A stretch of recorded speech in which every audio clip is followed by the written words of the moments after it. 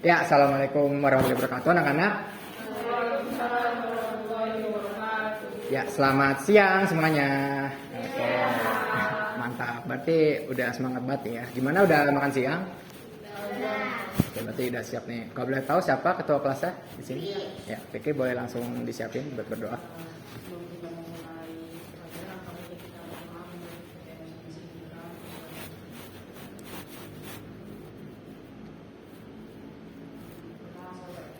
Oke, terima kasih. Bapak absen dulu ya. Alia hadir. Widiani, Merisa, Palma, Fikri. Oke, alhamdulillah dari semua. Oke, sekarang di pertemuan kedua ya. Di pertemuan kemarin kita udah belajar mengenai praproduksi.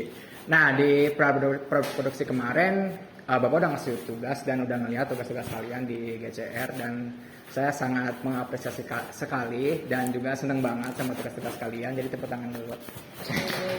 Karena tugas-tugas kalian tuh benar-benar niat risetnya dan gak yang asal ngerjain udah aja gitu. Tapi benar-benar di riset banget mengenai praproduksi yang kita udah belajar dari skrip, ide, terus juga krunya gimana, gearnya gimana, itu lengkap gitu. Oke, oh ya, di pertemuan kemarin Bapak belum ini ya menginformasikan mengenai kotak belajar kita selama satu semester di kelas 10 film ini. Jadi ini berikut kotak belajar kita. Maaf ada masalah teknis ya. Nah, oke. Jadi saya orangnya santai ya, boleh ngobrol, boleh banget, tapi nggak boleh bersuara ya. Gimana caranya? Kalian pikirin sendiri. Yang kedua, boleh makan, tapi di luar. Kenapa nggak boleh di dalam? Karena kasihan di dalam nggak bisa konsentrasi gitu nonton makan. Ya.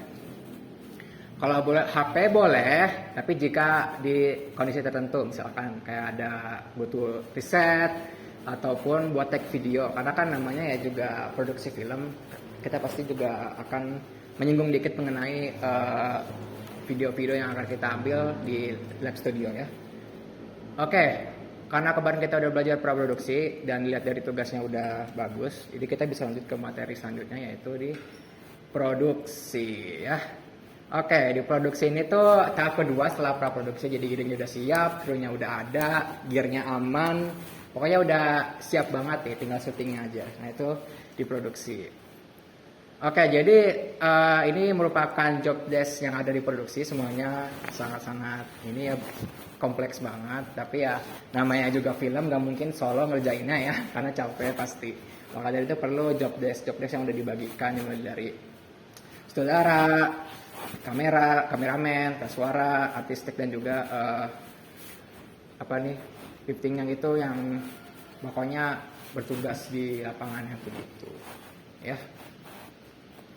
Kemudian, nah, jadi di praproduksi kita udah belajar mengenai skrip. Kenapa skripnya itu sudah jadi dan pokoknya udah final banget.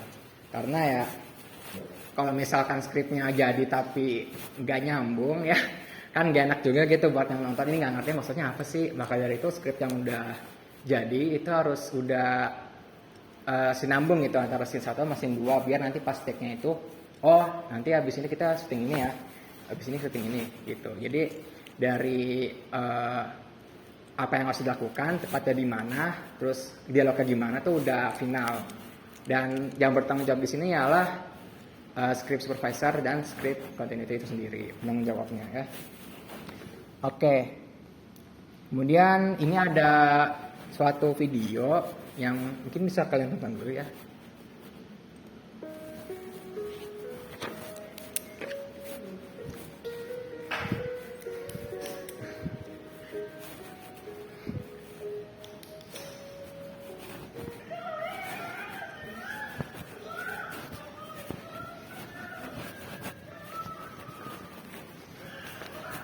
Bisa. Kenapa buka HP?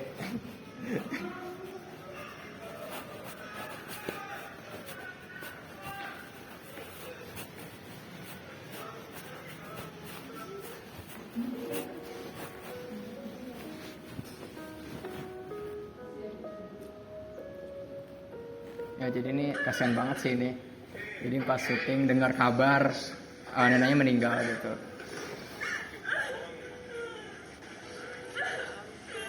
눈물을 참는 게 쉽지 않아. 아빠 동일의 오열에 눈물은 멈출 줄 모릅니다. Ya. Oke, jadi itu tadi ya suatu cuplikan di lapangan gimana para aktor dan aktrisnya. Kira-kira ada yang bisa nangkep gak maksud dari video ini gimana? Mungkin Widi bisa ini. Jadi si aktrisnya itu pas lebih terbawa suasana dengan halus gitu yang ada di dalam. Nah, ya bagus sekali Widi, kita beri apresiasi dulu. Mantap, berarti memperhatikan ya. Oke, jadi kenapa sih kita harus memperhatikan emosi dari pemain atau aktor yang syuting? Karena itu juga termasuk dari job desk di sutradara. Jadi nggak hanya mengikuti cerita doang, apa maksudnya pas syuting nanti bagian ini bagian itu, tapi juga harus memperhatikan kondisi si yang mainnya juga gitu. Karena ya kalau misalkan nggak ada aktor sama aktrisnya, yang meranin siapa? Kan nggak ada gitu. Maka dari itu sutradara harus dan asistennya harus bisa mengendalikan kondisi yang terjadi di lapangan, terlepas dari gear atau yang gimana, tapi juga aktor harus diajak untuk lebih profesional juga gitu. Karena mood pemain yang terlalu emosional banget itu juga bisa berpengaruh pada jadwal yang udah dilakukan di praproduksi sebelumnya gitu. Oke, selanjutnya ada video lagi. Ini lumayan terkenal videonya, filmnya.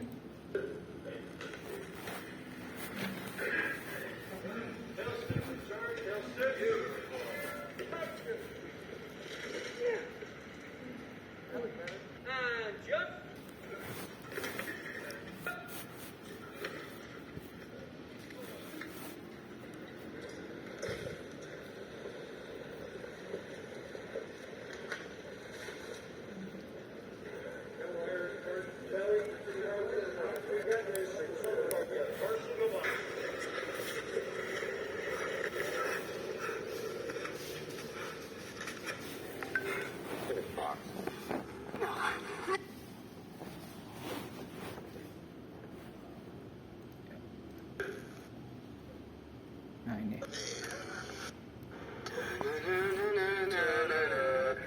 Sounds really. 3, 2, 1. Ya, itu tadi film salah satu behind the scene ya dari film yang sudah pasti kalian tahu, Spider-Man, Marvel Studio yang produksi film ini. Nah, dari video tersebut kira-kira ada pertanyaan nggak? Alia mungkin? Kan tadi itu ya pakai kayak itu Screen itu ya. Nah, kenapa tuh? apa? Itu bisa dikatakan green screen atau blue screen. Kenapa blue screen atau green screen? Kenapa enggak purple screen? Ya karena screen-screennya itu tuh dibutuhkan saat nanti editing, karena kan nggak mungkin Spider-Man bener-beneran jatuh dari gedung, kan nggak mungkin ya. Maka dari itu perlu suatu efek visual yang nanti kita akan pelajari di editing, namanya itu ultra key. Jadi menghilangkan yang di belakangnya ini tuh jadi transparan. Nah, kenapa warna hijau sama biru? Ya karena warna-warna itu tuh nggak tone colornya tuh nggak mirip sama warna kita. Kalau misalkan pakai warna merah, terus kita pakai ultra key, kita bakal ikut transparan, kan nggak lucu ya, kita ikut transparan. Nah, maka dari itu perlu warna-warna lain yang jauh dari tone color warna kita, yaitu merah. Maka dari itu perlu blue atau green. Ini menyesuaikan. Kalau misalkan kita pakai baju biru, berarti pakai green screen. Kalau misalkan kita pakai bajunya tone colornya dekat ke hijau, berarti kita pakai blue screen gitu. Makasih Alia. Ya. Oke, selanjutnya. Nah, yaitu pas syutingnya gimana? Karena ini dari pengalaman saya sendiri ya, pernah bikin short film gitu. Kita perlu tempat. Bisa dibagi jadi dua, outdoor sama indoor, menyesuaikan sama jalan ceritanya.